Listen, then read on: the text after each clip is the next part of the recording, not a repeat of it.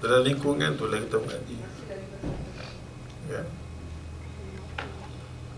Bismillahirrahmanirrahim. Assalamualaikum warahmatullahi ta'ala wabarakatuh. Alhamdulillah summa alhamdulillah, ma taufiqi wa laqtisamiya illa billah, wa alaihi tawakkaltu wa ilaihi unib, hasbiyallah wa ni'mal wakil. Rabbana afri'h alaina sabran wa tawaffana muslimin.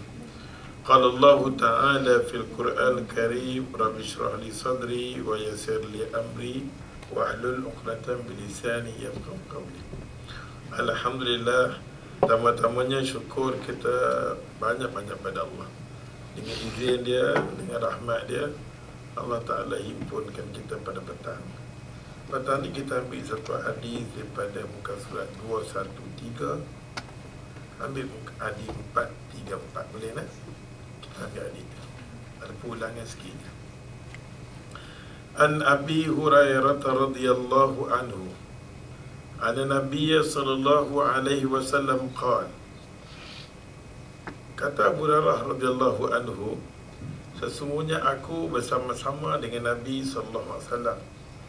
Nabi kata, idza amma ahadukumul nas falyukhaffif. Maka dia kata, idza amma, kalau kita jadi imam dalam ramai-ramai, kita jadi imam terhadap manusia, falyukhaffif, maka kalau boleh ringankan bacaan kita. Khaffif ni jangan kita perpanjangkan bacaan. Terutamanya Nabi kata, bila kita nampak orang macam ni, fa idza fihi musaghiru wa kabiru wa dha'ifu wa dhal haja. Maka Nabi kata, kalau kita nampak ada budak-budak yang main sembahyang, kita nampak bila dia ada budak-budak main sembahyang, tolong jangan perpanjangkan, ringankan bacaan tadi satu. Yang kedua, wal kabiru, kita nampak ada orang tua tak larat, lain satu macam, kita pun ringankan bacaan, jangan perpanjangkan. Wa dha'ifu, kita nampak ada orang yang lemah, dia sakit ke, kaki patah ke, kencing manis ke, dia lemah. Wazalah hajat, ada orang yang ada hajat. Macam-macam kita. Bila kita semayang dengan manusia, Nabi kata di situ ada macam-macam. Ada budaknya, ada orang tuanya, ada orang orang yang dhaif, lemah, ada orang yang berhajat. Oleh sebab tu jangan kamu perpanjangkan sembahyang kamu. Fa iza shalla wahdahu, kalau hang sembahyang seorang-seorang, falyusalli, maka sembahyanglah hang kaifa syaa, panjang mana hang nak sembahyang, hang bacalah. Masalahnya kita, bila kita sembahyang dengan orang panjang, bila kita sembahyang seorang kita cepat. Maka Nabi kata, kalau kita sembahyang dengan orang tu kita cepat, kita sembahyang seorang tu kita perpanjangkan. Kita perpanjangkan. Hadis muttafaqun alaih. Hadis ni, maksud hadis ni, bila seseorang dia kata dipercaya untuk menjadi imam, kalau orang lantik dia jadi imam, dengan arti kata dia memang kena tahu saya belok ni semua. Atau orang lantik kita jadi imam, kepala otak kita sikit daripada panduan imam tu kena ada di atas kepala. Maka ia diperintahkan agar membaca surah yang pendek, atau dia kata sedang-sedang saja, kerana yang mengikuti solat tersebut terdiri daripada macam-macam orang. Ada yang kecil, ada yang tua, ada yang sebaya, ada yang mempunyai banyak keperluan. Tetapi dia kata, bila solat sendiri, kan? Bila kita sembahyang seorang-seorang, dia kata kat sini, seorang-seorang, maka diperlihatkanlah ia membaca surah sekendaknya. Kalau dia seorang-seorang, bacalah kamu sebelum kamu dibacakan. Ikut suka yang Allah nak baca. Baik nak baca pendek ke atau mempanjangkan sekalipun tak apa. Nabi kata, fa iza shalla wahdah, kalau kita sembahyang seorang kita, falyusalli kaifa syaa, seorang-seorang bacalah macam mana pun. Tapi bila kita jadi imam, melibatkan ramai orang di belakang, nampak tak? Tolong. Tambah-tambah kita dengar tangisan budak, kita pun percepatkan bacaan. Hukum dia, Imam dia kata kat sini, imam dia kata membaca surah yang sesuai dengan kemampuan dia kata makmum, dia kata untuk mengikutinya adalah sunnah. Imam kalau boleh semayang, ia boleh menyesuaikan dengan makmum, dan memang bagus ya Allah. Hadis yang seterusnya, An Amr ibn Salamah radhiyallahu anhu qala, Abi ji'tukum min indi Nabi sallallahu alaihi wasallam haqqan, faqala idza hadaratis salatu falyu'azzin ahadukum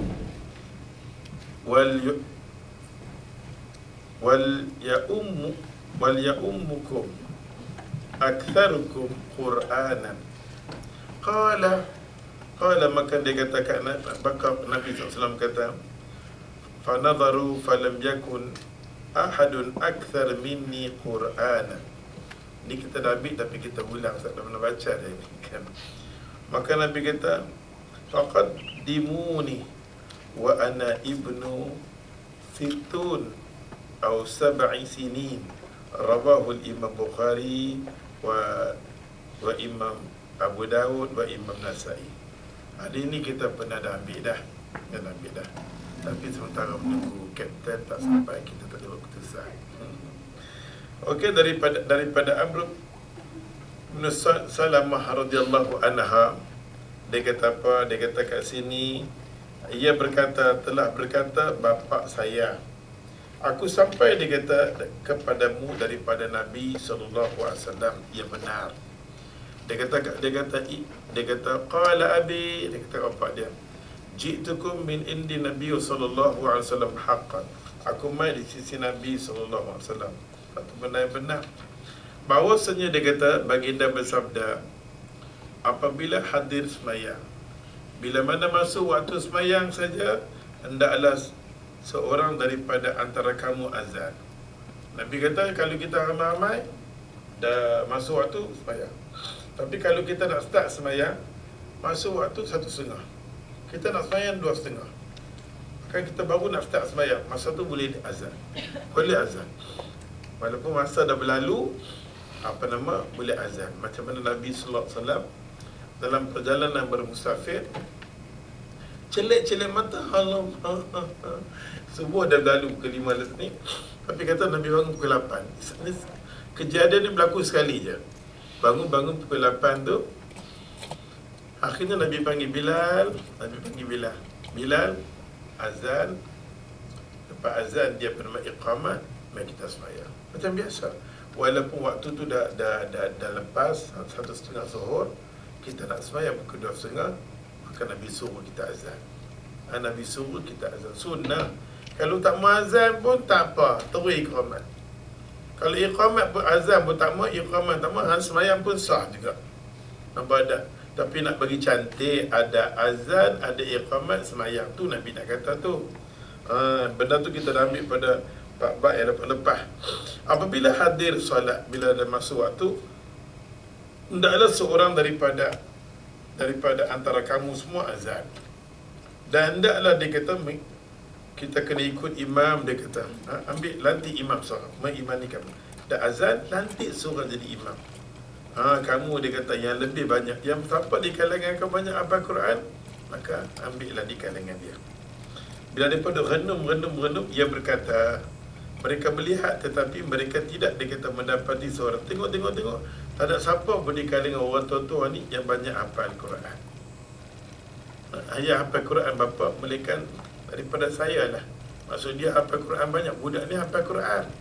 Yang semua orang tua-tua ni semua tak hafal Quran.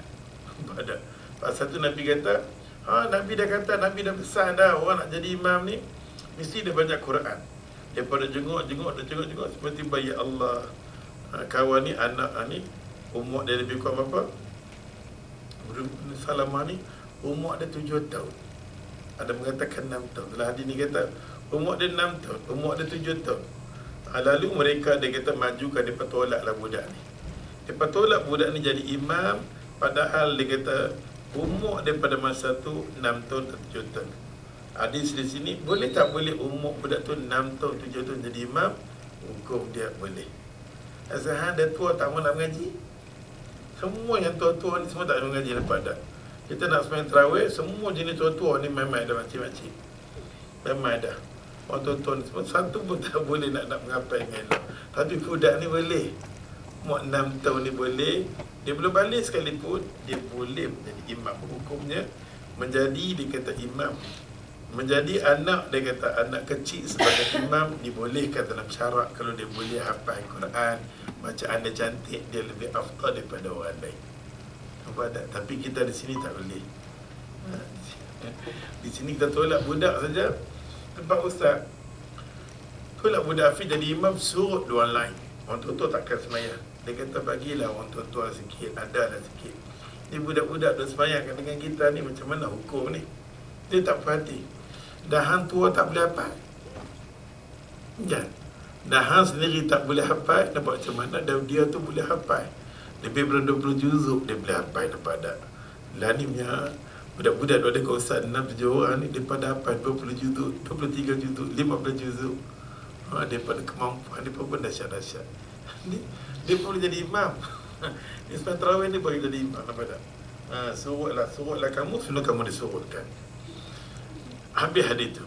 Hadis yang seterusnya daripada Abdullah bin Mas'ud radhiyallahu anhu qala Rasulullah sallallahu alaihi wasallam. Sahabat Nabi yang nama Abdullah bin Mas'ud ni kata dia, qala Rasulullah sallallahu alaihi wasallam, kata Nabi sallallahu alaihi wasallam, Nabi kata, ya ummul qaumun aqra'uhum kitabillahi ta'ala fa idza kanu fil qira'ati sawa'an, dia kata fa'allamahum bisunnati fa in kana minas sunnah sawa'un fa'aqdimuhum hijrah. Yang ni berkenaan dengan siapa yang hijrah dengan Nabi, siapa yang pergi dengan Nabi. Abdullah bin Mas'ud radhiyallahu anhu ni kita tahu dia ni adalah sahabat Nabi, dia khadam Nabi. Dia sahabat Nabi, dia khadam Nabi, dan berdua selepas Anas bin Malik radhiyallahu anhu. Apa kata Abdullah bin Mas'ud? Abdullah bin Mas'ud kata dia telah bersabda Rasulullah sallallahu alaihi wasallam, nak jadi imam pada kaum, nak jadi imam pada kaum tu hendaklah orang yang lebih pandai, dia kata, membaca kitab Allah. Hadis ni kita pernah ambil dulu lagi, berkenaan dengan siapa yang sepatutnya jadi imam. Sekejap lagi Ustaz tengok satu hadis yang mana dia memang dia tanya kat Nabi, kira ini cukup Jerman, betul-betul. Dia memang dia kata, ya Rasulullah, dia nak jadi imam, dia kata. Dan mana dia kata, saya dengar tak hadis ni? Hadis ni lebih kurang macam hadis tu juga, yang dia main tanya dekat Nabi berkenaan dengan dia nak jadi imam. Sahabat-sahabat Nabi semua tengok dekat dia, kata, hang gila kan berjumpa dengan Nabi macam tu. Tengok muka surat sana, sama-sama kita tengok pelan-pelan.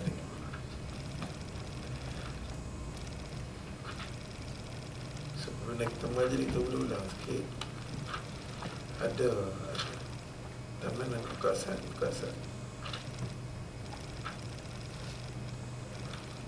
Boleh lambat.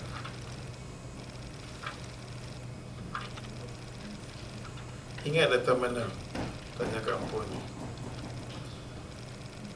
Dia memang, ya Allah, dia nak jadi imam.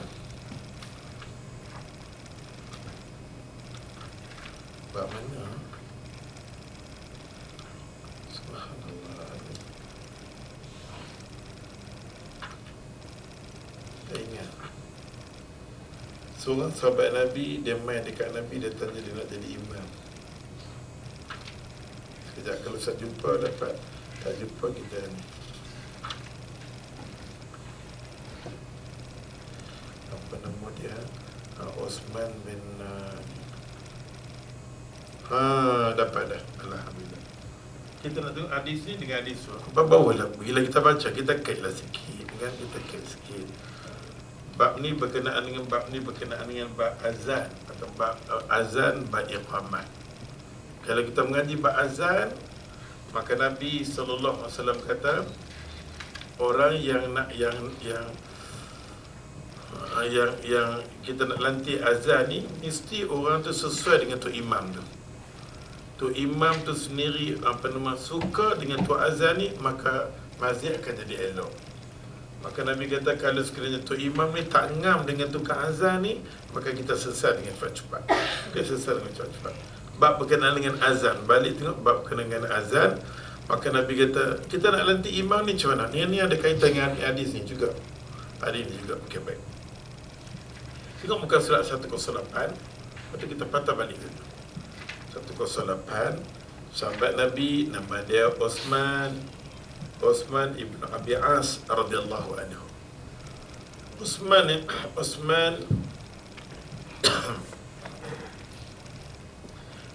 ibn Abi As radhiyallahu anhu ni, dia salah seorang sahabat Nabi. Bila Nabi kumpulkan sahabat-sahabat dia, bila kumpulkan sahabat dia, Nabi nak cakap dengan satu hal yang penting. Tiba-tiba dia bangun, dia kata, qala ya Rasulullah. Ya Rasulullah, semua sahabat bakal duk jegih kat dia, duk tengok kat dia. Pasal apa tak pasal-pasal dia ni dia terus bangun jegih kat Nabi macam tu. Maka dia kata, ya Rasulullah, ij'alni imama qaumi. Dia kata, ya Rasulullah, ij'alni, ya Rasulullah, tolonglah jadi aku ni imam kepada puak aku. Kesemua sahabat Nabi ni pakai duk tengok dekat dia, dekat jegih kat dia. Ini gila jawatan ke apa ke? Pasal tak ada satu pun jenis sahabat Nabi ni minta jawatan. Tapi kawan ni minta jawatan. Dia nak jadi ketua kampung, JKKKKK. Dia nak jadi, ya Allah Tuhan. Maka dia katakan Nabi, ya Rasulullah, ij'alni, ya Rasulullah, jadikan aku ni imam bagi kaum aku, puak aku ni, dia kata. Faqala, terus Nabi tengok dia, Nabi senyum. Semua sahabat Nabi duk marah kat dia, jegik, gila kan, tak nak sampau minta jawatan, melainkan hang. Faqala, akhirnya Nabi pun bangun. Bila Nabi SAW bangun, Allah Nabi kata, anta imamuhu. Nabi kata sepatutnya yang kena jadi ketua kampung di kawasan ni hang lah, betul lah. Nabi sokong. Dia minta jawatan tu, Nabi pun kata dia. Orang nak jadi JKK ke, orang nak jadi ketua apa, kata utamanya dia nak jadi ketua pada puak dia. Nabi kata hang yang layak, pasal dalam semua dalam kampung tu, orang yang ada agama, orang yang ada sunnah, orang yang ada Quran dia. Orang ada Quran dia sahabat Nabi pula. Maka Nabi kata, anta imamum, hang sepatutnya kena jadi imam. Waqtadi bi ad'afihim. Bila hang jadi imam, maka hang kena jaga. Hang kena tengok orang yang di belakang hang. Ni yang pernah kita ambil dulu. Nampak tak? Hang jadi imam, hang kena tahu. Pasal dia jadi imam, dia tahu sifat kan orang di belakang macam mana. Pasal dia ada kesempurnaan dia. Maka Nabi kata kat dia, wattakhidh muazzin. Kalau hang nak jadi imam, hang pilih tukang azan yang baik-baik. Supaya tukang azan ni yang jadi baik-baik, tukang azan yang tak mau kepada upah ni panjang cerita dia. Tukang azan yang tak mau pada upah ni, tukang azan tu dia akan panggil orang ramai yang menyebabkan hang akan jadi imam yang sempurna. Maka atas satu Nabi kata, satu masjid yang paling sempurna sekali imam dengan tukang azan. Satu masjid tu bukan nazir, dia bukan menari dia. Yang masjid tu yang paling elok sekali ialah tukang azan dengan tukang imam. Imam dengan tukang azan kena elok. Hadis yang kita tengok di sini ni, ya Allah Tuhan, dengan sini lebih kurang sama. Abdullah bin Mas'ud kata apa? Qala Rasulullah sallallahu alaihi wasallam, kata Nabi sallallahu alaihi wasallam, dia kata, yu'ammul qaum, dia nak jadi imam pada puak, dia kata, Nabi kata, aqra'uhum li kitabillah, orang yang lebih tahu tentang kitab Allah, orang yang lebih kenal dengan kitab Allah Ta'ala, ya Allah Ta'ala tak bukan sahabat dia. Fa in kanu fi qira'ati siwa'un a'lamahum sunnah. Maka Nabi kata pakai sini, dalam bersabda Rasulullah SAW, kata Abdullah bin Mas'ud, orang nak jadi imam pada puak dia itu adalah orang yang lebih pandai, dia kata membaca kitab Allah. Dia tahu selak belok berkenaan dengan Al-Quran. Jika mereka, dia kata, sama kepandaian dia, dia kata sawa, fa in kana fil qira'ati sawa'un. Kalau dua-dua kita tengok, dua-dua ni pandai, ini pandai Quran, ini pandai Quran, yang mana kita nak ambil, yang mana lebih afdal lagi? Maka Nabi kata, fa'alamuhum sunnah, Kita tengok pula siapa yang tahu sunnah. Dua-dua ni Allah Tuhan dia dengan Quran cantik, baca cantik, tapi ini cara dia baca Quran, dia boleh ikut tafsiran Quran tu mengikut sunnah. Kita kata tapi dia boleh baca Quran saja, tapi tafsir semua apa mengarut. Maka kita utamakan bagi orang yang boleh baca Quran, dia ada ilmu tentang Quran. Tapi kalau dua-dua ni Nabi kata sama tentang ilmu Quran, fa'alamuhum sunnah, cari pula orang yang reti sunnah. Cari pula orang yang lepas dia kenal saja Quran, dia kenal sunnah aku, cari orang macam tu. Maka Nabi kata pula, fa in kanu fi sunnati sawaan, kalau sekiranya dari segi sunnah Nabi dua-dua ni nampak okey, Quran okey, sunnah okey, maka Nabi kata fa aqdamuhum hijrah, siapa yang berhijrah dengan aku pula. Siapa yang berhijrah dengan aku. Nampak tak? Mari kita kata, jika mereka sama, maka Nabi SAW kata, siapa yang berhijrah, ya Allah. Yang berhijrah maksud di sini, yang berhijrah mai dekat Nabi SAW, orang yang mula masuk Islam. Tengok pula siapa yang mula masuk Islam, berhijrah bersama-sama dengan Nabi. Fa in kanu, dia kata fi hijrah sawaun. Kalau dua-dua tu ya Allah Tuhan masuk Islam sama pula, macam mana? Dua-dua tu masuk Islam sama, maka Nabi SAW, Nabi kata apa? Maka riwayat mengatakan, tetapi jika mereka itu sama, maka ia lebih dulu dikata hijrah. Maksudnya faqaddimu Salman, wa fi riwayatin dikata sinnan. Ada riwayat mengatakan macam ni. Nabi ajak senang aja. Yang ni semua kalau boleh dengan kita ni memanglah tak ada, tapi Nabi duk bagi tingkat-tingkat yang sepatutnya orang jadi imam ni macam mana. Pertama sekali, orang tu kena Quran. Bila dua-dua dia kena Quran ni sama. Yang kedua, ambil pula siapa yang kena sunnah. Ataupun ini beliau baca Quran, ini beliau baca Quran, tapi siapa yang lebih kenal tentang tafsir Quran, utamakan dia dulu. Kalau kedua-dua ni nampak sama tentang ilmu Quran, kita ambil pula siapa yang di kalangan mereka ni yang boleh yang tahu berkenaan dengan sunnah Rasulullah. Kalau dengan sunnah Nabi sallallahu alaihi wasallam pun kita tengok mereka ni sama, kita ambil pula siapa di kalangan mereka berhijrah. Hijrah di sini kita tengok ni. Hijrah di sini maksud dia masuk Islam, berhijrah dengan Nabi. Dia hijrah daripada jahil terus kenal dengan Nabi sallallahu alaihi wasallam. Siapa masuk Islam dulu? Kalau ditakdirkan dua-dua ni masuk Islam serentak, maka dia tengok di sini siapa yang berhijrah daripada Mekah ke Madinah pula. Ada ulama mengatakan siapa yang umur dia sinan, siapa umur dia lebih. Walaupun dia masuk umur serentak, tengok pengalaman lama dia duduk kat dunia. Dia masuk Islam walaupun sama, tapi dia umur 20, itu umur 30. Utamakan 30 tu. Nabi tengok tahu umur pula. Nampak tak? Kita tengok tahu umur pula. Maka Nabi SAW kata lagi, wala yu'minu, dia kata wala yu'minu, maka tidak beriman seseorang tu ar-rajulu fi sultanihi wala yaqidu fil baitihi wala takrimatihi illa bi'idhnih. Ni bab kena tu. Maka Nabi SAW kata lagi, Allah tu masalah orang jadi imam. Dia kata lagi kat sini, hendaklah yang lebih tua umurnya, dan jangan sesekali seseorang jadi imam tu seseorang yang di tempat tinggal seorang, dan janganlah ia duduk dia kata tempat hormat yang malaikat dengan izinnya. Dengan paling penting sekali dia nak cakap di sini masalah imam. Imam ni kedudukan tinggi, kita nak ganti tempat dia tu mesti dengan syarat yang ditetapkan oleh agama. Ni panjang-panjang macam ni, dia nak buktikan siapa yang sepatutnya kena jadi imam. Yang jadi imam, maka kita kena tolak orang tu. Ditakdirkan ramai-ramai, ada budak yang kecil pernah tolak dia, habis syaitan. Ni semua tak ada. Pada orang tua tak tahu Quran, orang tua walaupun ustaz, orang tua tu dia dia Quran pun tahu, sunnah pun tahu, tapi Quran ni dia tak banyak hafal. Tetap kita bagikan budak tu. Pasal Nabi kita sampai yang hafal Quran. Walaupun orang ni kita tengok dia sunnah dia tahu, ilmu tu dia tahu, ilmu fiqh dia tahu yang tu. Tapi budak ni dia tahu sedikit tentang imam, dan dia banyak hafal Quran. Nabi tolak orang yang hafal Quran. Habis. Macam tu juga dengan orang yang mati syahid.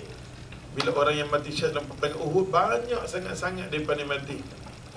Akhirnya bila nak dikebumikan orang tu, Nabi kita, siapa di kalangan kamu ni yang banyak hafal Quran, dia masuk liang lahat dulu.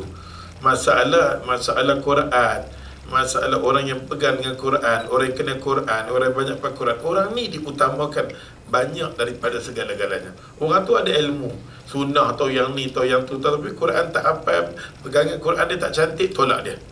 Senang. Jadi dengan arti kata di sini, kalau syarat-syarat ni semua kita ada, tapi Quran tak ada, pelanting habis semua. Segala-galanya letakkan dia adalah Al-Quran. Di sini lah abang main macam tu. Maksudnya dia kata, yang hendak dijadikan imam hendaklah orang yang ilmu dia kata, dan kedudukan lebih daripada makmum. Itu maksud dia. Adapun tertib tunjukkan oleh Nabi SAW adalah tertib Nabi Muhammad. Tertib yang tadi kita baca dulu. Kau dapat macam tu, Alhamdulillah. Hukumnya sini, mencari imam dia kata yang lebih mengerti daripada makmum adalah sunnah mu'akkadah, sunnah yang sangat-sangat dituntut. Sangat dituntut. Kadang-kadang pun orang tu jadi imam surau, ada orang mai. Ada orang mai tu, adalah ustaz, ada 3 orang. Dia pun lebih alim pada dia. Dia tak tahu sah tak sembahyang. Sah. Sembahyang tetap sah. Nampak tak? Pasal imam sekarang ni imam resmi. Tak boleh gatal-gatal. Kita katalah kita pergi Masjid Shah Alam. Tiba-tiba mufti masuk. Mufti orang alim ni masuk, tutup guru masuk. Dia tak boleh ganti tempat tu. Tempat tu tetap imam tu. Pasal dia imam timetable. Kan? Imam jadual. Dia kena dia waktu tu dia tak boleh ganti orang lain. Tapi agama dia ajar kat kita, bila dia kali belakang, dia tengok orang alim, dia kena jemput orang alim, dia letak di depan, walaupun itu waktu dia semayang. Tapi hari ni kita ada undang-undang tu. Pada undang-undang tu sebenarnya boleh hazah, boleh buang. Tapi kita, contohnya kita jadi imam masjid negara, imam masjid Shah Alam, imam masjid Jalan Duta tu semua, tak boleh. Walaupun kita tengok budak-budak tu kelayakan dia cuma jadi imam saja. Tapi orang duduk dekat belakang dia skip, dia dahsyat-dahsyat kan. Dia kena tolak orang tu dulu, nak bagi selamat semayang, nak bagi cantik semayang, nak bagi indahnya semayang. Nabi kita letaklah orang yang di tempat mulia di tempatnya. Nabi kata tu maksud dia.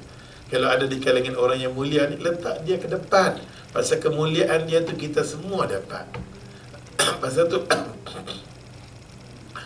tu Nabi sallallahu alaihi wasallam dok kata dekat Osman bin Abi Az, hang ni memang baguslah Osman, hang berani. Rupa-rupanya imam yang dekat kampung hang ni imam JKK. Dia tak tahu apa pun. Dia bodoh, dia gila jawatan. Bila hang minta jawatan tu, memang hang layak pergi tendang dia, hang duduk tempat tu. Nabi tegur. Dia sendiri angkat tangan demo, pasal dia pening kepala di kampung dia, di masjid dia tu, dia tengok semua yang duk pegang tu semua jenis smart perut. Tapi dia berani, dia teringin nak jadi imam demi apa nama, pasal dia dengar Nabi kata, orang yang reti, orang yang lebih mulia segala-galanya yang kena sunat, dia letak di depan. Kemuliaan tu, kemuliaan manusia, bila nak melakukan ibadat kepada Allah Ta'ala, letak orang yang paling mulia di depan sekali. Kemuliaan dia yang menyebabkan sembahyang semua jadi cantik. Ni Nabi nak sebut ni. Ya hadis jela-jela ni Nabi kata pada wala yu'minu, kamu tak akan rasa beriman seseorang pada kamu dengan kuasa kamu badan, dengan kuasa jadi imam. Dah bukan macam tu. Tapi lebih cantik Nabi kata kalau orang tu yang berkuasa. Orang yang berkuasa tu contohnya Perdana Menteri berkuasa. Dia ada ilmu, dia segala-galanya, dan dia ketua negara, memang layak diletakkan dia sebagai imam. Tapi dia Perdana Menteri, dia Quran pun tak tahu, dia kena duduk belakang. Sorry, you belakang. Ada orang imam, nampak tak? Tapi hari ni imam kita adalah imam yang dilantik-lantik. Kita tak boleh buat apalah. Ada kita ada buat. Satu masa nanti, bila kita tengok ilmu ni berjalan di masjid, ilmu, kebanyakannya ilmu yang mengaji ni, dia tak berjalan pun di masjid. Termasuklah kita ada upacara kematian. Bila mati, kita pergi pada khairat kematian. Kita tak boleh masuk campur. Bila khairat kematian, kita tak boleh campur dah. Mereka semua mai, mereka nak bagi mandi. Yang bagi mandi dapat RM80, yang kapan dapat duit. Bila kita main masuk campur masalah urusan mandi, mereka dah rasa menjejaskan nafkah. Mereka RM80. Nampak tak? Mereka dah terjejas dah. Macam Ustaz nak pergi mandi mak dah, tak boleh. Kami memang tugas kami. Takkan aku tak boleh bagi mandi mak aku kot. Kan lawan melawan apa tak apa. Habuan hanya RM80 Ustaz bagi. Cuma hang bagi ruang kami masuk je. Dia kata kami pun kena masuk, sentuh-sentuh ayat pun tak apa. Nampak dah. Dan trend macam tu dah nampak dah trend bila kita dapat package. Bila package tu menunjukkan orang tu kena terlibat. Waris tu tak terlibat. Patutnya waris lah kena terlibat bila mana mati. Termasuk dalam bab imam ni pun, orang yang kena jadi imam adalah sepatutnya orang yang lebih mulia. Kita nampak orang alim dia jadi tok imam, dia panggil kau jadi imam untuk nak cantikkan sembahyang kita. Baik, satu. Habis di situ sambung dia kata kat sini, Ibnu Majah riwayat daripada hadis Jabir bin Abdullah radhiyallahu anhu. Jabir bin Abdullah radhiyallahu anhu dia kata apa kata, janganlah sesekali seorang perempuan, dia kata, wala tu'ammina imra'atu rajulan. Yang ni dah jadi Jabir bin Abdullah dah sebut, kata janganlah sesekali, dia kata seseorang perempuan dia kata jadi imam. Tempat tu tempat orang lelaki-lelaki, perempuan tak boleh ambil. Dalam bab ni perempuan kata, Ustaz, dia lelaki-lelaki ni apa pun tak tahu, bodoh. Quran pun tak tahu, baca pun tak tahu. Kami perempuan boleh baca. Dia Fatihah pun tak tahu. Jadi kami nak sembahyang berjemaah, saya jadi imam, Ustaz. Benar, yang perempuan jadi imam. Berlaku tak? Berlaku.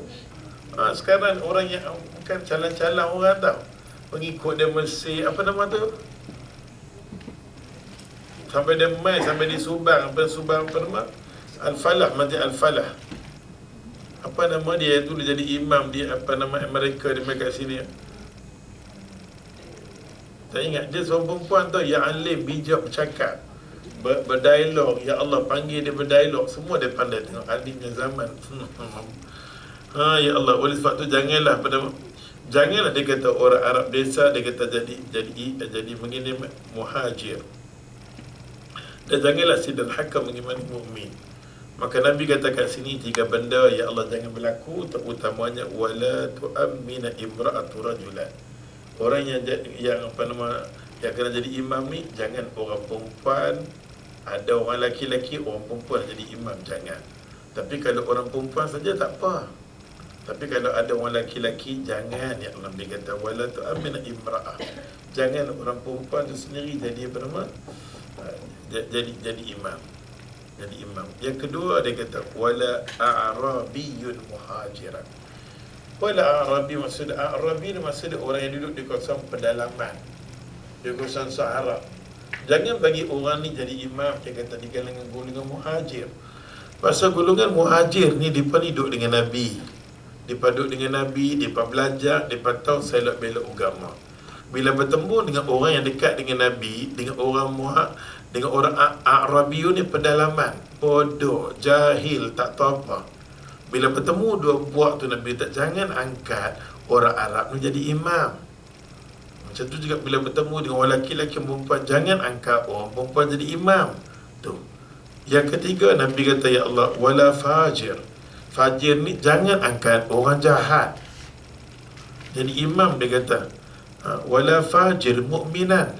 Jangan Nabi kata lantik orang yang cukup derhaka, cukup jahat, orang ni jadi imam, sedangkan di makmum dia tu adalah orang mukmin, orang baik-baik. Ambil orang mukmin letak di depan, dia duduk di belakang. Ni ciri-ciri imam. Nampak tak? Maksud dia kata kat sini, hadis menerangkan bahawa perempuan memang tak boleh jadi imam. Perempuan memang tak boleh jadi imam. Orang Arab, dia kata orang Arab desa di kawasan pedalaman, tidak boleh juga dia jadi imam bila bertemu dengan golongan apa nama muhajir. Dan satu lagi dia kata, dan orang jahat ataupun orang yang selalu dia kata mengerjakan maksiat, orang jenis maksiat, tidak boleh dia kata jadi imam. Tidak boleh jadi imam bila bertemu dengan orang mukmin. Kerana walaupun hari ini kedudukan lemah, maka hukumnya mubah, dia boleh diguna pakai. kecuali perempuan untuk menjadi imam, maka tidak boleh. Maka jawapan dia tidak boleh. Dia ulang sekali lagi, memang tak boleh ya. An Anas bin Malik radhiyallahu anhu. Anas bin Malik adalah khadam Nabi. Ada Nabi ya. Balik pada yang imam tadi. Kalau kita tahu orang yang imam itu orang yang jahat, kita tak perlu nak berjemaah. Dalam masalah mufaraqah ni nanti, kalau imam tu jahat, syaitan, iblis memang pada dia tak sepatut jadi imam, dia jadi imam juga. Kita tak boleh mufaraqah dengan dia, kita sembahyang juga. Contohnya macam kita tengok seorang budak, dia tu apa juzuk saja. Yang sepatutnya Nabi kata yang kawan tu, Nabi tak kata batal, Nabi kalau boleh jangan. Tapi yang dia katakan tak boleh langsung perempuan. Tapi yang kata ada orang yang jadi imam tu orang jahat, okey?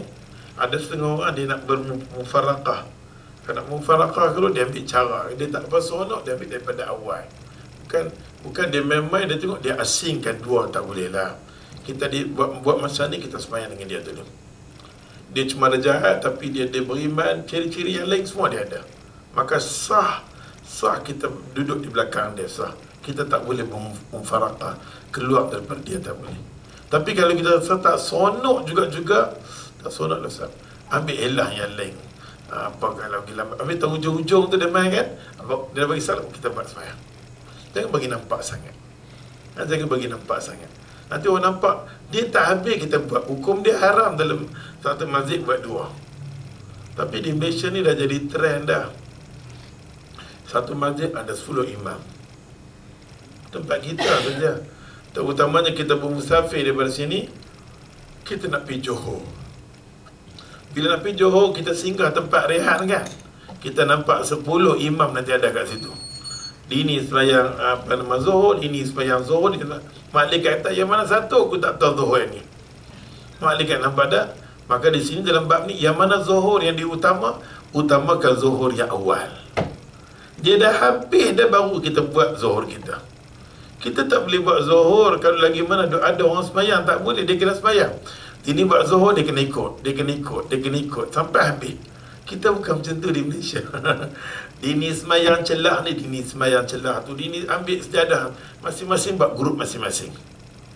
Nampak tak? Nabi tak membenarkan satu masjid, satu musalla berbagai-bagai semayang. Baik laki-laki, berperempuan semua macam tu. Betul tak? Mengaku sudahlah. Nampak tak? Ustaz nampak ke perempuan? Walaupun tak nampak, aku tahu. Nampak memang kita betul tak? Pada semayang macam tu. Ini semayang dia masuk bersejadah, Allah Akbar Zuhur, Allah Akbar Zuhur. Malaikat kata yang mana satu Zuhur ni bertepuh memampu Allah Tuhan. Nampak tak? Dia suruh kita beriman. Ini tempat kita ya Allah. Kalau kampung ni berlaku tempat kita. Sampai orang Arab memang dia kata, apa fashion semayang? Ni kami fashion baru. Nampak tak? Dia pelik kalau kita pergi di tanah Arab, dia akan ikut belakang. Dia masalah ni banyak benda dia selesai. Masalah fiqah ni orang Arab banyak selesai. Kalau kabut dia tu, walaupun dalam keadaan pemerintahan dia tak benarkan kuliah. Pejabat-pejabat macam ni, kalau boleh jumpa satu pejabat buat kuliah tengah dunia, mustahil bin haji, tak dibenarkan. Lepas tu kita pergi pejabat-pejabat di tanah Arab, nak tengok orang perempuan dia bertudung ni, kira dia kata seolah-olah macam madrasah ataupun sekolah agama ke, ni guru agama ke dia kata. Dia tengok macam ni, kita bertudung ni rasa pelik. Sekolah agama, kerani universiti tu, seorang nak pakai tudung labu tak ada. Ustaz duduk universiti Islam kan, daripada Mustan Syariah, Universiti Sadab, Universiti Baghdad. Kita nak nampak susah. Semua jenis macam warna-warna macam ni ada. Kat pejabat-pejabat dia pakai lagi, dia pakai segini, dia pakai dia sembang dengan kita, tak ada ni. Sedih. Tapi kita di sini, kalau Universiti Islam masuk tu, penampilan tu nampaklah, betul tak? Office dia, bukanlah pejabat, dia nampak penampilan tu nampak, tapi depan ni tak ada. Betul-betul kita akan rasa sedih tengok tu. Student-student kita pergi kat sana, ya Allah, kalau terlalu pakai jubah sangat, kepias sangat, dia pasal nanti peli macam warak. Allah, malaikat mai dia kata. Dalam kelas orang yang istiqamah dengan kepiah semua orang Asia belah sini saja. Sudan dia tak ada. Pasal Sudan dia tak terdedah macam tu. Sebab dia pasal pemerintah dia menghalang. Agama dia kata cuma cakap di masjid saja. Office, no office. Office tak ada. Sebab tu Nabi kata orang yang pegang Islam akhir zaman akan main di kawasan kita ni. Kerana ni nampak tak? Dia pemain tang sini, dia pada tengok kita. Dia tengok di bank-bank, di bank-bank kita semua pakai tudung. Di bank dia, kalau nak kerja bank, mungkin wanita orang Arab ni kerja bank lah yang canggih-canggih. Tok tak. Dia tak pakai jenis slipper yang heret, tak ada. Dia tak pakai slipper heret. Semua orang perempuan dia, terutamanya orang Arab, kalau dia kerja bank, kasut pula. Tu tinggi mesti. Tu bergoncang tergedi-gedi ni memang sikap dia. Yes, satu macam. Saat ni rambut macam ni. Semua dia pun macam tu. Nak jumpa seorang bertudung, memang kita kata memang bank tu bank Islam. Dia kita sampai tahap tu. Jadi bila kita di sini, kita boleh pergi Maybank, kita boleh pergi CMBM, kita boleh nampak ni kan, kita kata subhanallah al-azim. Satu benda yang dia pun nampak kepelikan nampak tak? Walaupun nampak di Mission Jaga ni seorang dua sajalah yang pakai skirt sampai ke lutut, tergedi, tak nampak ramai lah, nampak tak? Dia menjadi satu ujian kepada anak-anak muda baru saja nanti. Allah Akbar, tengok atas sini. Satu ujian untuk mereka kan. Baru saja umur, baru lepas universiti ke apa-apa, masuk tengok sini. Ya Allah, dalam Mission Jaga ni ada model-model dia. Memang macam-macam ni nampak. Ustaz nampak pun tak selalu, kadang-kadang saja. Nampak kadang-kadang ada model turun. Kadang-kadang kita pun cakap, kadang-kadang Ustaz cakap lepas je, aku tak sangka pula di sini ada model. Dia pun tengok tu, dia jeling. Sekali-sekala kan. Ya Allah, ya Tuhan. Oleh sebab tu ya Allah, hadis Nabi dia ajak negara kita, kalau kita beriman dengan imam tu adalah imam yang fajir, yang satu macam akhlak dia dibenarkan dalam syarak. Kita tengok di sini Anas bin Malik radhiyallahu anhu. Anas bin Malik ni dia memang tumpu sangat-sangatlah. Tumpu sangat-sangat di mana? Anas bin Malik ni tumpu sangat-sangat tentang sembahyang. Tentang sembahyang ni memang Anas bin Malik tumpu sangat-sangat. Pasal tu di kalangan sahabat Nabi, nak tahu selok-belok berkenaan dengan sembahyang, depa nanti tanya dekat Anas bin Malik. Terutamanya satu bab tak ada satu pun di kalangan sahabat Nabi meriwayatkan bab berkenaan dengan kunut melainkan Anas. Ulama mengatakan jinayah yang paling besar sekali kalau kita boleh cakap bab berkenaan dengan kunut, kita langkau Anas bin Malik. Macam mana kita cakap bab kunut, Anas nanti cakap. Tak ada ruang di kalangan sahabat Nabi yang bercakap bab tu, termasuk Abdullah bin Abbas. Abdullah bin Abbas walaupun dia di kalangan sahabat Nabi agak fuqaha, orang alim di kalangan sahabat. Sampai ulama-ulama hadis kata apa? Kita tak akan jumpa satu pun hadis daripada Anas bin Malik kategori hadis dhaif jiddan ataupun dhaif sangat. Kita jangan bohong.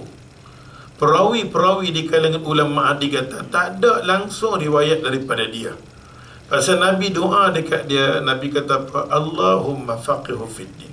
Ya Allah, ya Tuhan, faqihkan dia, cerdik masalah fiqh. Kalau dia cakap satu-satu benda dengan arti kata memang itulah keputusan dia. Wa alimu ta'wil, ayat-ayat Quran yang kadang serabut, susah nak ditafsirkan, mai tang dia tafsir. Terutamanya ayat bila mana sahabat Nabi tanya berkenaan dengan ayat Ar-Rahmanu ala arsyis tawa. Bila tanya saja Ar-Rahmanu ala arsyis tawa, dia jawab balik Ar-Rahmanu ala arsyis tawa. Mata ayat Quran, mata ayat tertentu bila sebut Ar-Rahmanu ala arsyis tawa, Allah duduk di arasy dia. Dia jawab balik Allah duduk di arasy dia. Dengan arti kata, macam mana kita baca ayat tu, macam itulah tafsiran dia. Jangan kita mentafsirkan dia. Secerdik-cerdik tafsir di kalangan sahabat dia, itu pun dia tak kupas, dia tak mentafsirkan ayat tu, maka kita pun terima dengan elok, nak selamatkan akidah kita. Pasal Nabi kata, baik masalah fiqah dia, baik masalah Quran dia memang. Pasal tu kita nak tahu Quran, kita nak tahu hadis, lebih baik kita ambil Quran dengan hadis ni cara faham sahabat Nabi faham Quran, cara sahabat Nabi faham hadis, dia akan selamatkan kita.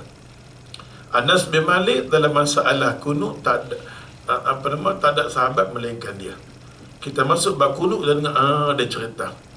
Sampai Aisyah sendiri pun kata, aku tak mampu nak cerita, aku tak tahu. Aku tak tahu kedudukan Nabi ni macam mana dengan kunut.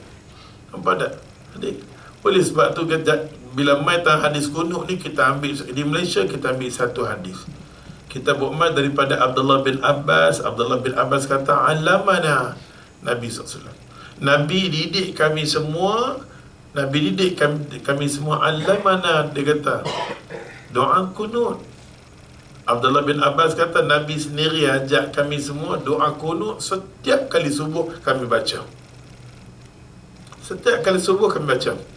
Ulama meletakkan hadis Abdullah bin Abbas tu kategori da'fun, bukan da'if. Tak boleh beramal langsung, cacat langsung, tak boleh dengar langsung, tak boleh bawa hujah langsung. Allahu Akbar. Ulama meletakkan macam tu. Tak boleh dengar langsung, tak boleh apa langsung tak boleh. Tengok tak ada dalam ni, kita tengok. Ya Allah, ke semua bab ni dulu pernah kita ambil dapat ni. Kita dengar ada cerita ni, ya Allah, kawan tu dah bagi tahu kita. Mana dia? Tak ada apa ni. Dah ambil belum bab ni? Nak ceritakan bahawa hadis daripada Abdullah bin Abbas ni, dia satu hadis yang hadis yang sahih. Okey, hadis dia. Surat 166 apa? Muka surat 163. Daripada Imam Baihaqi, daripada Abdullah bin Abbas qala, kata dia, kana Rasulullah sallallahu alaihi wasallam yu'allimuna. Adalah Nabi SAW ajak kami semua doa. Satu doa dia kata, yad'u bihi, kami berdoa, dia kata, fi qunuti. Nabi ajak dekat kami semua ni sembahyang mesti ada doa kunut fi solat subuh. Setiap kali subuh buat kunut, Kita di Malaysia banyak pegang ni. Okey, banyak pegang ni. Nak baca doa kunut subuh tak salah baca lah. Tapi jangan kita i'tiqad kita mesti kena baca subuh.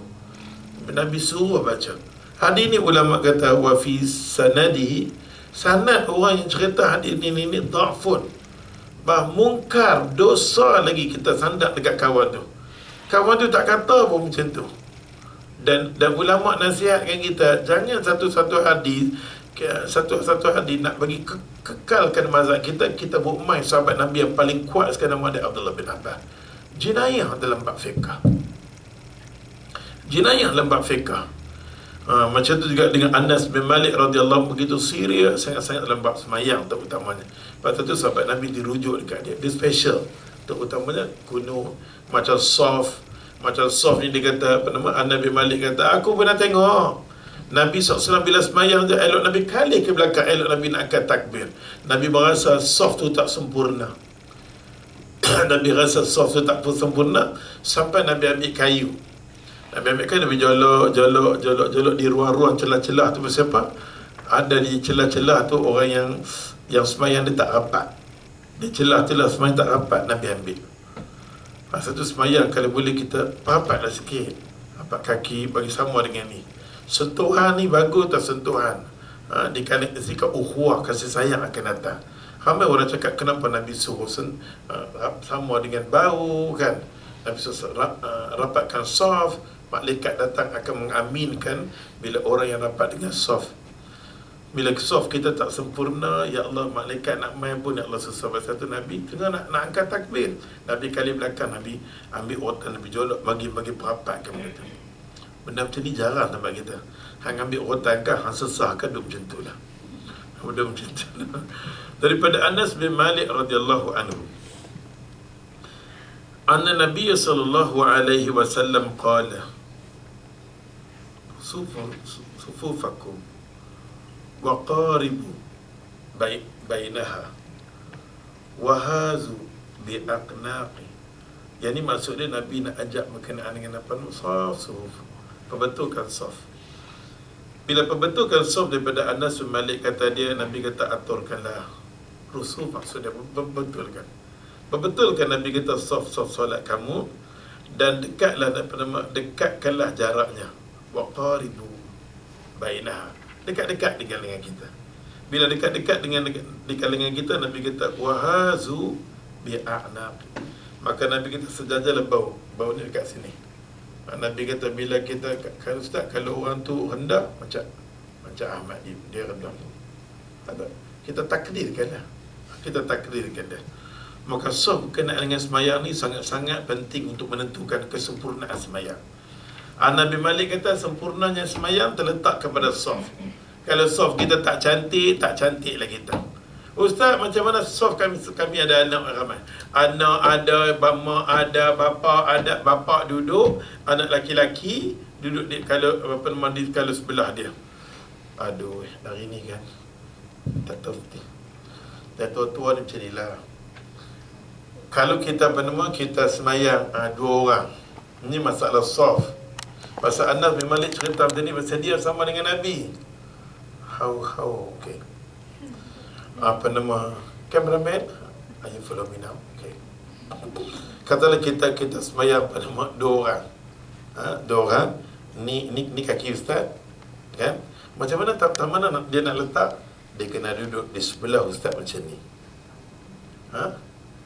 Sama. Kalau 2 orang. Di Malaysia yang buat macam ni, dia tanya mazhab serabut. Dia kata apa? Duduk di sini. Ustaz sendiri pun kalau aku duduk sebelah tepi kat jauh dengan dia juga. Ustaz Ustaz ada. Pasal nak duduk sebelah dia, takut dia rasa pelik. Takut tu kita duduk sebelah dia, dia rasa kita nak ambil jawatan jadi imam, dia pula kalih belakang. Dia kalih ke belakang. Nampak. Oleh sebab tu Allah Tuhan yang semayang macam ni adalah Anas bin Malik pernah semayang dengan Nabi 2 orang. Semayang. Dan lepas dia semayang, dalam kitab Fiqh Sunnah ada. Saya sambil cerita bab tu. Ataupun Imam Syawkhani, dia ada syarah bab tu. Bab berkenaan dengan saf ni. Pasal kesempurnaan semayang kita, penentunya adalah saf. Kita nak pergi di masjid, kita tengok masjid kita tak cantik semayang, kesemuanya lingkup. Tanggungjawab tu tanggungjawab imam. Di masjid kita lebih pun tak berapa serius dia takut dengan imam. Dan kadang-kadang tertengok rapat-rapat dia tegak nak mampu.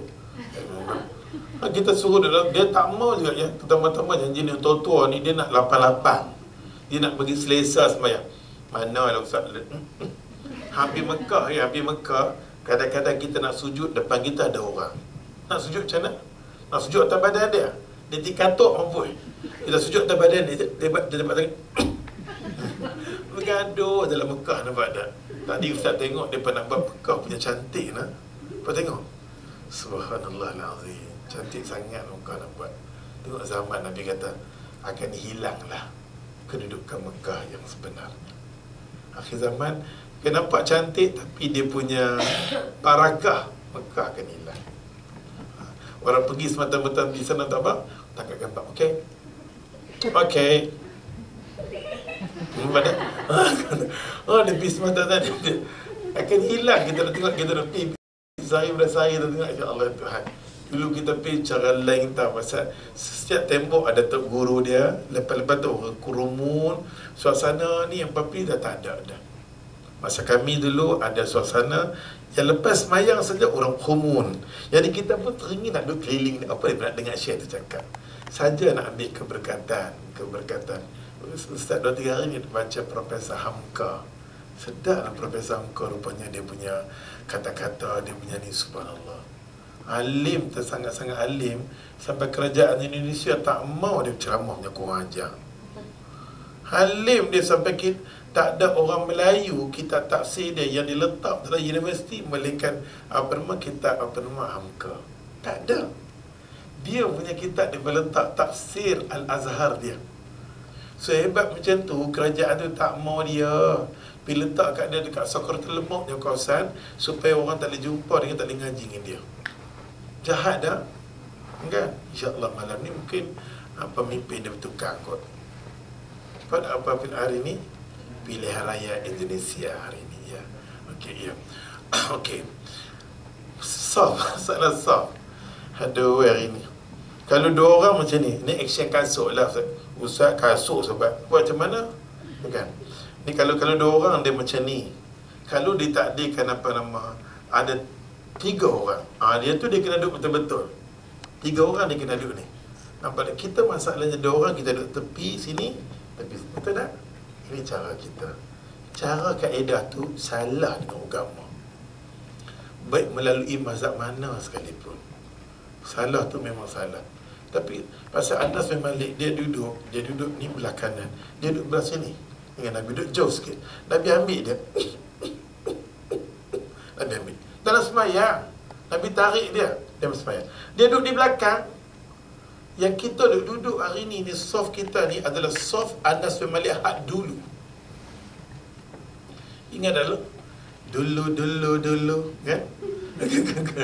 Dulu tu cerita yang Allah dia ambil Nabi Malik ni, Nabi tarik dia duduk sebelah ni, sebelah tu duduk salah kan, cara penduduk kata. Tapi Nabi ambil dia terberhenti pula dalam tang situ pula berhenti. Nabi ambil sampai rapat. Maka dia kata, wallahi barulah aku tahu. Anas bin Malik kata, baru aku tahu rupanya yang kata soft yang sempurna, soft dengan 2 orang, soft 3 orang macam mana, baru aku tahu kata Anas bin Malik. Pasal tu soft ni orang yang lebih tahu saya nak belok, pasal dia kena kat diri dia. Nabi tegur kat diri dia, kena kat diri dia. Maka dia sendiri pun dia ajak macam mana cara soft dalam sembahyang. Kesempurnaan dalam sembahyang Nabi ajak. Aku duduk dengan Nabi betul-betul sama, aku rapat dengan dia. Macam tu dia nak kan kami sembahyang 2 orang. Ni kalau 2 orang. Tapi kalau kita buat macam tu, sudah tentu orang dia kata ni puak tu puak kepala otak hang. Puak tu ya Allah dilakukan oleh Nabi sendiri dengan Anas bin Malik dalam hadis Imam Bukhari dan Imam Muslim, disahihkan oleh ulama-ulama hadis. Selagi mana hadis tu hadis yang sahih, why kita pertikaikan hadis tu? Kalau satu hadis tak ada, kalau dia lemah mungkin, tapi yang kita nak pakai subuh ni hadis yang lemah kita pakai. Bukan sakit kita pakai, kita pertahankan. Sedangkan hujah dia lemah, boleh jatuh, boleh rebah hujah dia. Nampak tak? Kadang-kadang kata bodoh, ada hadis. Siapa kata tak ada hadis? Memang ada. Tapi kedudukan dia, ulama kata mungkar hadis tu. Nampak tak? Kedudukan dia adalah mungkar. Kalau kita duduk 2 orang macam tu, kalau kita 3 orang, kita duduk kalau kita dengar ustaz saya ada anak-anak lelaki. Anak lelaki maksud dia anak lelaki duduk sebelah bapa dia. Saya boleh duduk sebelah apa nama ni dah ustaz. Sebelah suami. Hang duduk di belakang. Pasal ada anak, okey? Pasal ada anak. Bab berkenaan dengan orang perempuan. Kalau dia nak sembahyang dengan suami dia, macam mana duduk dia? Duduk sembahyang dengan macam mana duduk dia?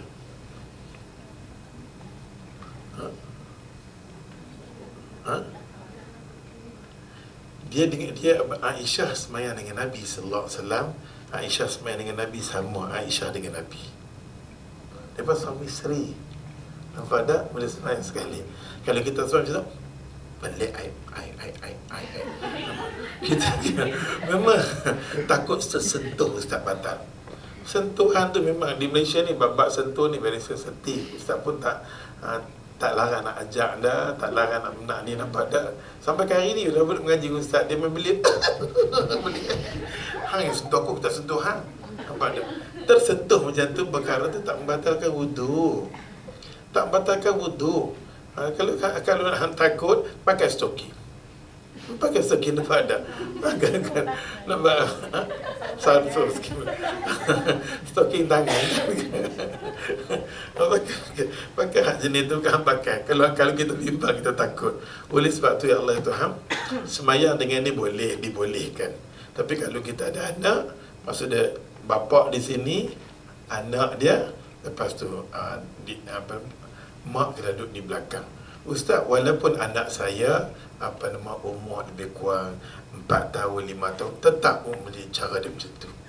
Cara macam tu. Walaupun kita tengok dalam ada rancangan televisyen tunjuk, dia ada anak dia yang kecil, dia duduk sebelah mak dia duduk sebelah dia. Anak laki-laki tak boleh. Tak boleh. Tak boleh. Walaupun anak tak boleh.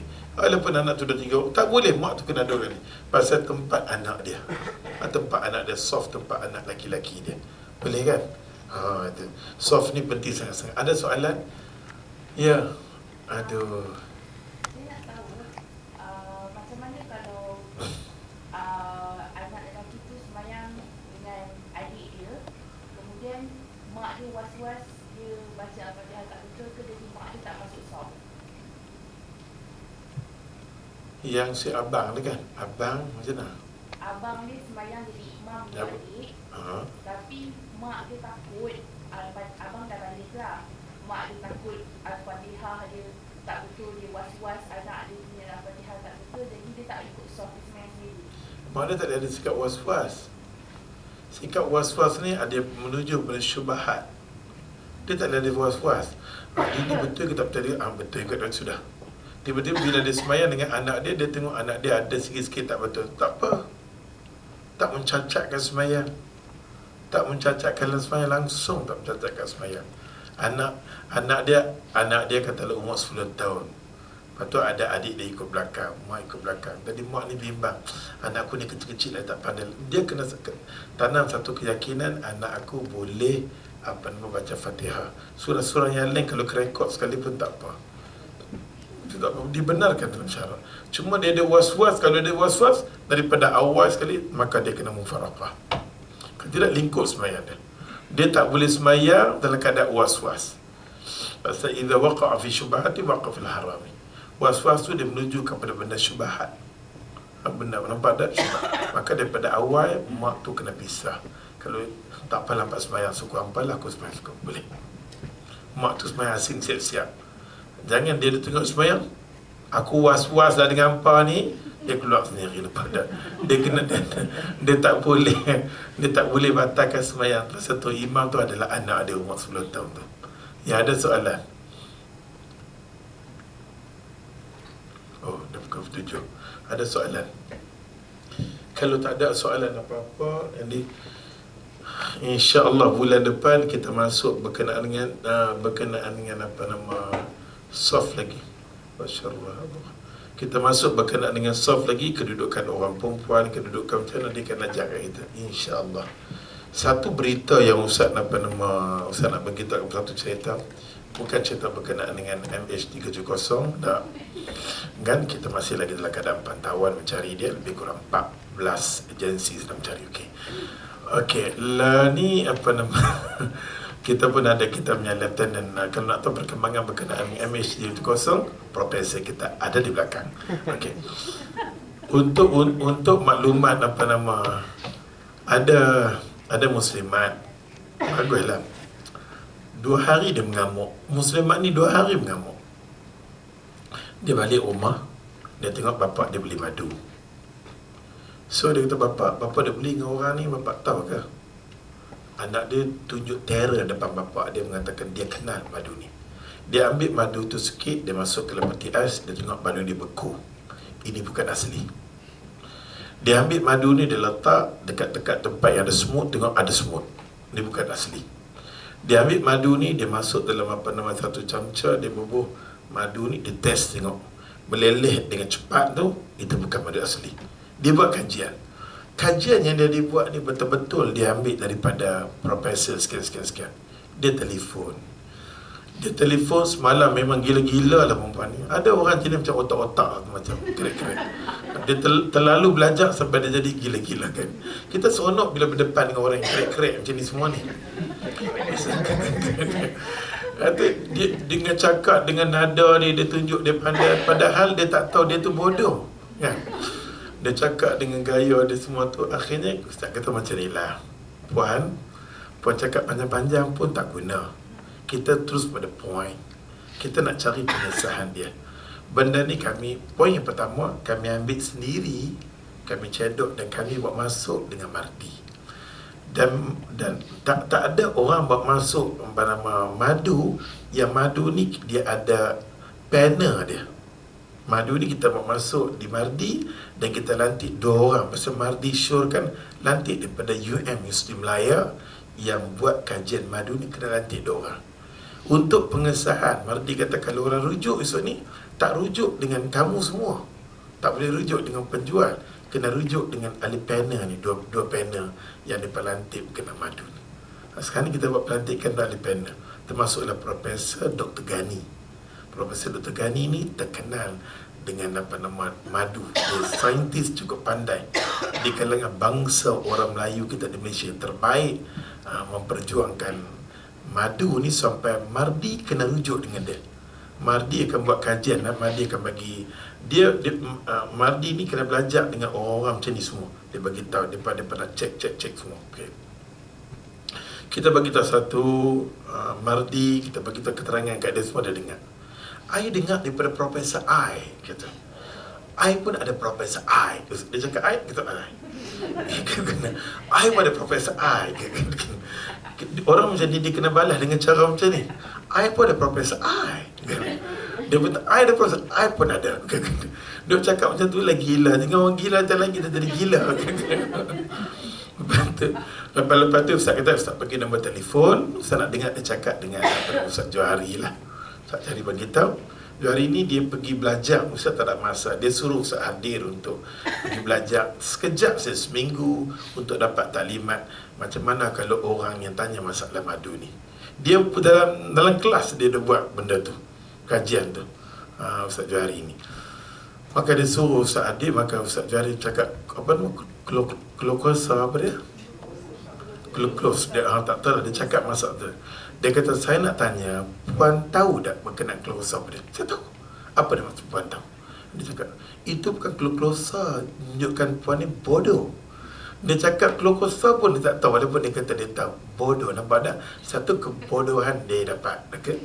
Bila dia tahu macam tu, tiba-tiba ya Allah tanya kat dia, maka kita kata dia mempunyai, kalau benda yang banyak, kalau madu di Malaysia, kita tak boleh samakan madu di Malaysia dengan madu Yaman.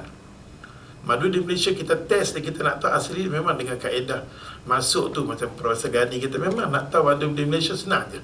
Masuk, kita jadi keras, ya ini bukan madu. Lagi satu, kalau semut, pasal dia mengandungi gas yang banyak.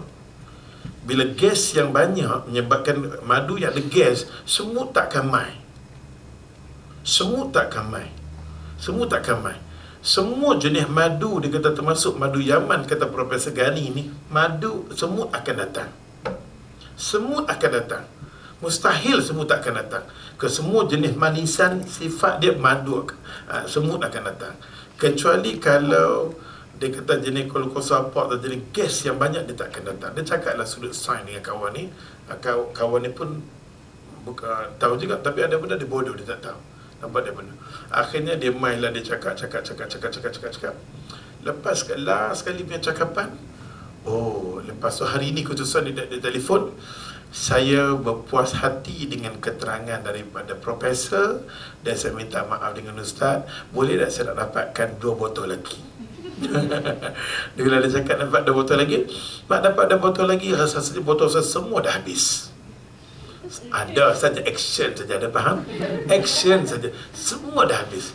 Kebetulan pula Kak Zah mai.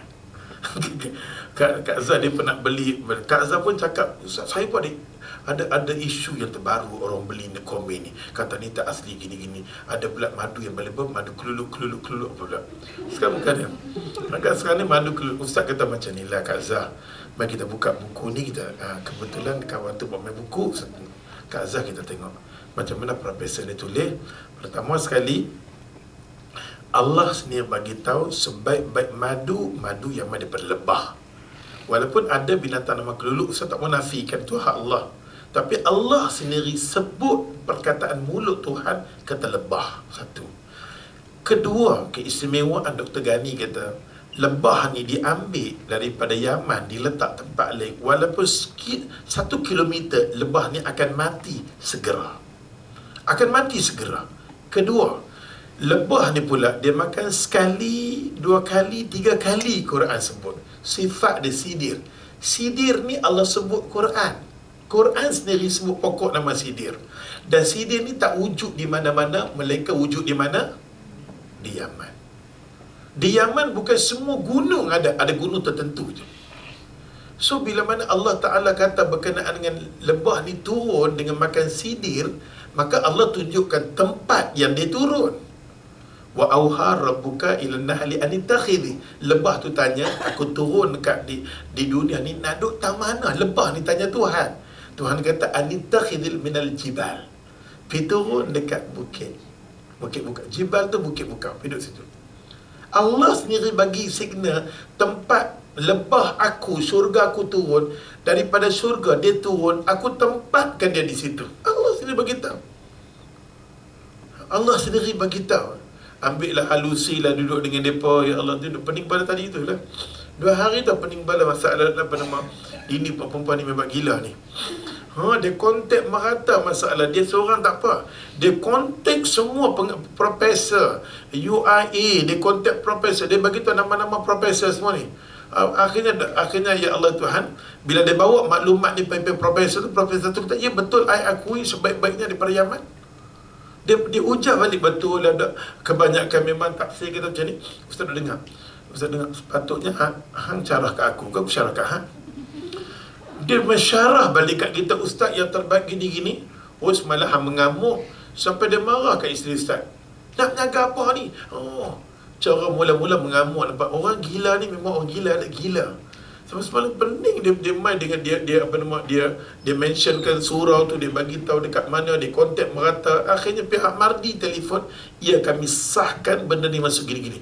Dia kontak Mardi, dia kontak bahagian ahli panel tu. Dahsyat kira ini memang Jerman ni orang, nampak dah.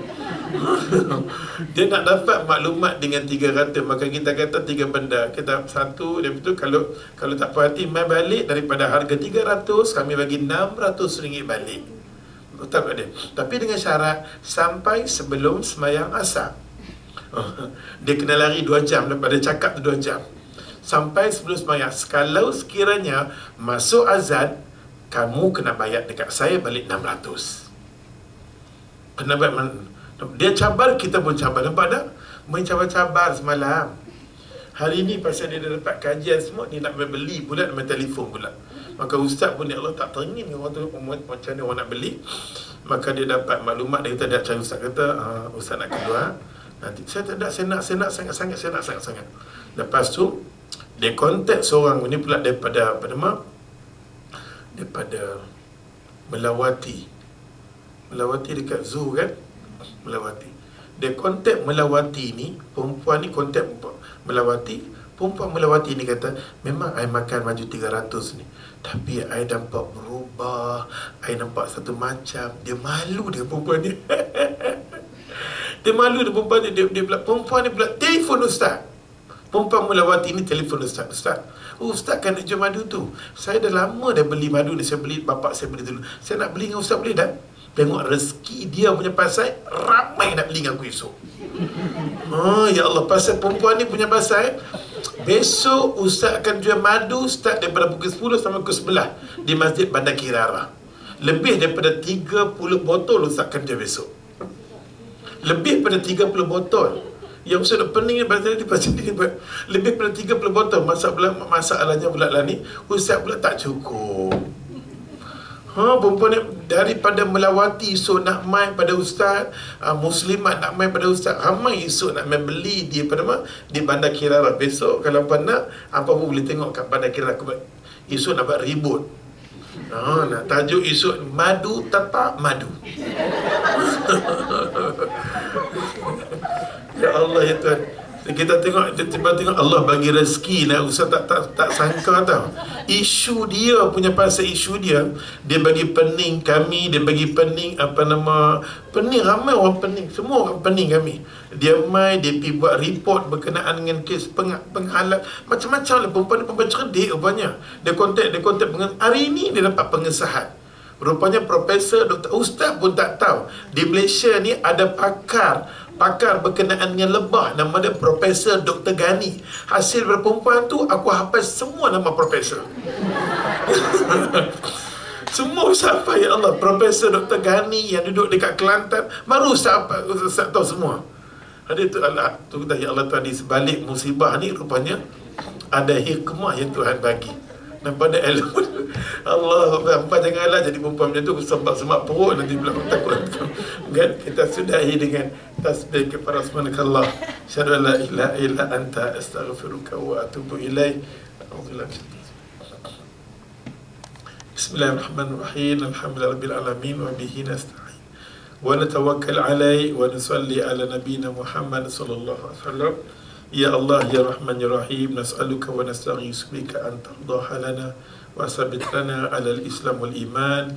Irhamna, ighfir lana, istajib du'ana ya Allah. Ya Allah Tuhan kami, ampunkan dosa kami semua ya Allah. Kau campakkanlah hidayah bagi kami ya Allah. Ya Allah ya Tuhan, kau buka pintu hati kami ya Allah. Ya Allah ya Tuhan kami, kau ampunkan dosa mak dengan bapa kami ya Allah. Kau jadikan semua amal ibadat yang kami lakukan mendekatkan diri dengan ya Allah. Bi rahmatika ya arhamar rahimin. Taqabbalallah. Di luar tu macam biasalah.